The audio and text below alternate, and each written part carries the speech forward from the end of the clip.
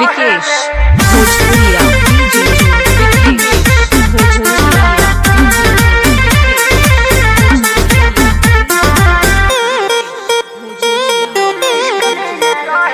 मेरे बाबू मेरे सोना तुम इश्क में ना रोना, मैं लाख बड़े कब कर लो तुम ही मेरे होना।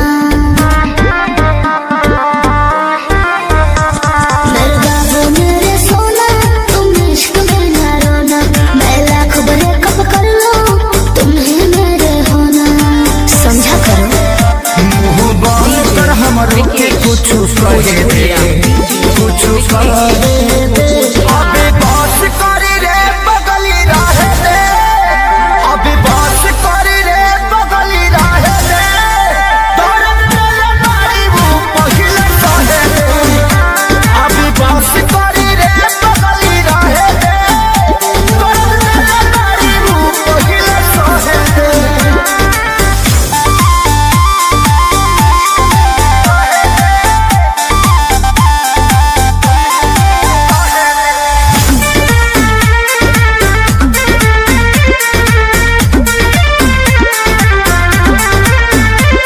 मैं उतना गलत नहीं हूँ तुम जितना समझते हो। आज बता दो क्लियर मुझे कितना समझते हो। बताओ चुप क्यों हो? ते मोहब्बत के लायक नइखी, कान खोल के सुन। धोखाधड़ी कइले बारी तोरा मिली नाही पून।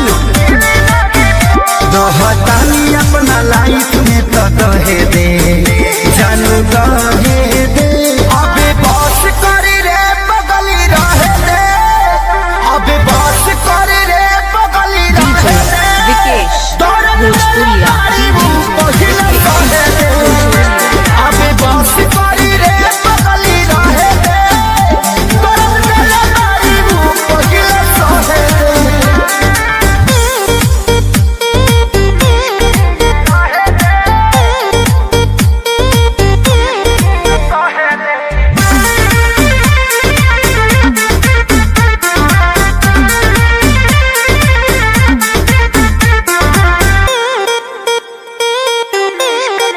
डीजे मैं कहीं रहूं पर भोजपुरिया मरती रहूंगी। 40% प्यार तुमसे करती रहूंगी, दिल के कोने में रहूंगी।